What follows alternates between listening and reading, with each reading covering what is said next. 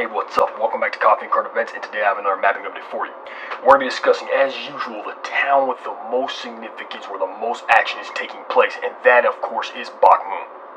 Now, the Battle of Bakhmut has been raging for almost 10 months, like literally this battle has been going on longer than Stalingrad, and in recent days it seems as if Russia has gotten very close to capturing the town. In fact, according to the Institute of the Study of War, Russia controls a little over 95% of Bakhmut, leaving Ukraine clinging to the remainder of the city. The Ukrainians are fighting pretty hard, and it seems as if their efforts have paid off, because within the last few days we haven't really seen much change. In fact, it seems as if the Battle of Bakhmut is evolving into some form of a stalemate. Russian forces have pressed their advantage in Bakhmut, the original advantage they had about a week ago, but Ukrainian forces have fought, and the Ukrainians are fighting very hard. They're making the Russians pay for every inch of Bakhmut in blood, and the Russians have certainly paid a tremendously heavy price. As for the mapping update, as I said, it's been a stalemate for the most part, and it doesn't seem as if there's been any massive Russian gains or massive Ukrainian gains in the last few days.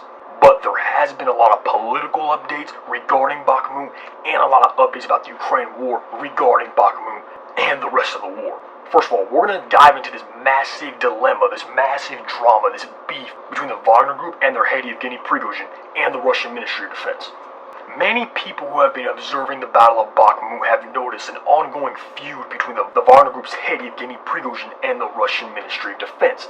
And while this feud has been tampered down and has been quite manageable in the past months, it just boiled over a few days ago. Yevgeny Prigozhin released a video slandering the Russian Ministry of Defense using such words that I will not mention on this video, and he went to town on them, accusing them of no ammo, basically blaming them for the heavy casualties Wagner was taking. He demanded from the Russian Ministry of Defense, "Where is the ammunition?" And he was going to town blaming them for the heavy casualties Wagner has been taking. Now here's the thing, Yevgeny Prigozhin has been complaining about ammunition for a very long time, but as I said, it reached a boiling point. In fact, he said his fighters were going to leave Bakhmut by May 10th and hand over their battle positions to Russian forces, likely the Chechens. And so for a while, the media and the Ukrainian army were likely watching with anticipation for the Wagner withdrawal from Bakhmut. Now here's the thing, right when I saw this, I knew Wagner was not going to withdraw from Bakhmut. I've heard many pro-Russian commentators say, "Oh, Wagner's trying to trick the Ukrainians, this is a psyop, a psychological operation, they're faking." And these pro-Russian commentators who comment on this war just find ways to cope. They're trying to cope with what's going on. They can't seem to handle the fact that Russia's getting beat up and bogged down all throughout Ukraine. And so on Coffee and Current Events, obviously we're unbiased. Obviously we present the information unbiasedly, so I'm not going to go through all that drama. So here's what happened.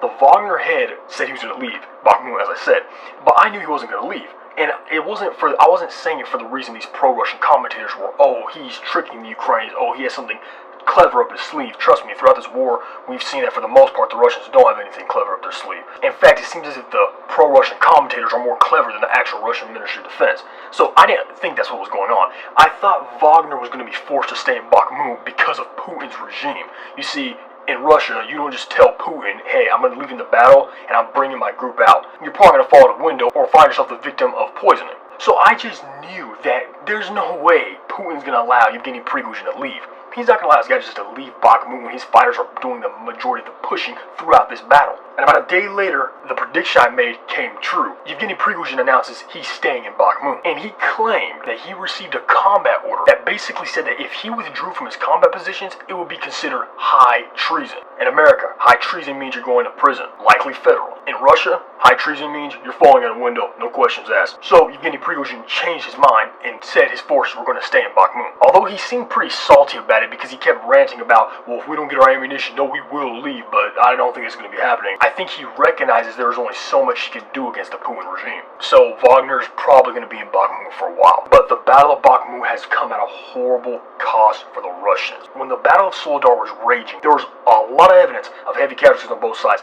Both Ukrainians and Russians were taking horrific losses, but the Russians ended up capturing the town. And despite the heavy losses, they were able to defeat the Ukrainian army. But those losses are nothing on the scale of the losses in Bakhmut. Both sides have taken horrendous losses, but for the Russians, it's been an absolute bloodbath. In fact, the U.S. Pentagon came out with some figures saying that Russia had lost about 100,000 men since December in and around Bakhmut in their, at the time, much feared winter offensive. Now, I know what all you guys are thinking. Wait, that's from the Pentagon. You can't trust that. And you're right, I didn't. Any figures from the Pentagon, Ukrainian Ministry of Defense, or the Russian Ministry of Defense should not be taken too seriously. I mean, it's pretty obvious. America's helping Ukraine, therefore they have Ukraine's best interest in mind, and Russia, well, they're fighting, so they're not going to be telling the truth about their casualties, neither will Ukraine. So I kept that figure in the back of my pocket, but I was like, okay, I'm not going to take it too seriously. Until I begin to read what Yevgeny Prigozhin had been saying about the losses in Bakhmut. During one of his angry rants in the last few days, he basically said that the Russian Ministry of Defense, the Russian High Command, would be responsible for the tens of thousands of losses in Bakhmut. He's not talking about Ukrainian losses right there, he's talking about Russian losses. And Wagner's been driving the main assault. So he's most likely talking about Wagner losses here. So he's putting the blame of the Wagner losses on the Russian Ministry of Defense. And he keeps accusing the Russian Ministry of Defense of not giving him enough ammunition to win the battle. And so I was like, okay, he said tens of thousands, meaning multiple tens of thousands. So I took what Yevgeny Prigozhin said, about tens of thousands of casualties. Then I took the United States Pentagon statement, saying about 100,000. I was like, okay, these figures are about as close as you're going to get from Wagner or Russian forces talking about their losses in comparison to the American casualty estimates. And the Ukrainians are claiming that anywhere from 36,524 to 46,624 personnel with the Russian forces have been killed, and another 65,670 wounded. Now, obviously, the Ukrainian estimate is not to be taken seriously, as I said before. But when I compare the Pentagon's 100,000 estimate with the fact that this dude, Yevgeny Prigozhin, the head of the Wagner Group, is talking about tens of thousands of losses, tens of thousands, I was like, okay, this figure may be a little solid. Am I saying the Pentagon's our honest best friend? No, I'm not. But what I am saying is, when the head of the Wagner Group is talking tens of thousands of losses, if you're a pro-Russian, you might want to prepare for some emotional damage and just embrace reality. Russia is getting beat up really bad in Bakhmut. Yeah, they're taking the town, but they're taking thousands of losses as they're taking the town. In fact, Yevgeny Prigozhin made a comment about him losing 86 fighters to advance 120 meters. 120 meters is 393 feet. Do the math on that. 86 fighters for 393 feet, that's about a fighter every 4 feet of advance. If you want to see how bad it is, pause this video, go walk 4 feet, and imagine losing someone right then and there. Those are horrific losses. But as the days went by, Prigozhin began to let out more juice. On May 9th, Prigozhin claimed that while his forces were forbidden to retreat, the Russian army, quote-unquote, ran away. In fact, Yevgeny Prigozhin said, quote, instead of fighting, we are constantly having intrigues. We have the Ministry of Intrigue instead of the Ministry of Defense.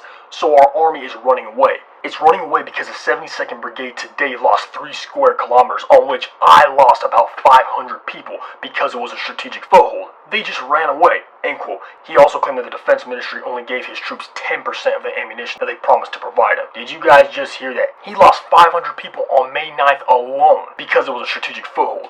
The Ukrainians themselves later confirmed this account with their 3rd Separate Assault Brigade stating on Telegram that, quote, Prigozhin's report about the escape of the 72nd Separate Motorized Rifle Brigade of the Russian Armed Forces from the vicinities of Bakhmut and the 500 corpses of Russians who remained there is true.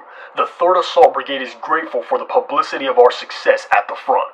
End quote. So in other words, Ukrainians are basically trolling him. They're basically saying, bro, thank you for telling about how successful we are. Prigozhin's most likely doing this to get back at the Russian Ministry of Defense for not giving him what he wanted, but in doing this, he's actually helping the Ukrainian narrative that the Russians are losing so many men. This is what I mean. The Russian army is screwed up on so many levels. When you're having felons fight your wars, you're in a pretty bad predicament as a military. So yes, the Russians are taking Bakhmut. Yes, they have been advancing, but it's coming at a horrible, terrible cost. And God only knows when Putin's gonna realize the futility of using Wagner to fight his wars. Yes, Wagner has advanced, but the army is like 80 to 90% full of prisoners. You cannot utilize a force like this to fight wars and expect low casualties and stellar performance. If you're not willing to put in the work to make Navy SEALs, don't complain for non-Navy SEAL performance. The Russian Ministry of Defense is going to need to step up their game because there is a Ukrainian counteroffensive coming. I don't mean to bag on the Russians, but I really don't understand their way of warfare. They'll bleed themselves senselessly over the city of Bakhmut when they know full and well that the Ukrainians are planning on launching a massive counteroffensive. This counteroffensive is likely going to include hundreds of thousands of personnel with high-end NATO equipment. If you're bleeding yourself badly and your opponent is about to attack you with modern equipment, high morale, and possibly hundreds of thousands of personnel, you are moving closer and closer to defeat. But that's for the Russian Ministry of Defense to figure out. Anyway, that's all I have for you today in this update. Be sure to subscribe to Coffee and Current Events so we're not missing out on any new updates we have coming for you. We post updates every single day on Coffee and Current Events, and you don't want to miss out on these updates where we get factual information presented to you rapidly. Once again, be sure to subscribe to Coffee and Current Events. God bless you, and I'll catch you on another video.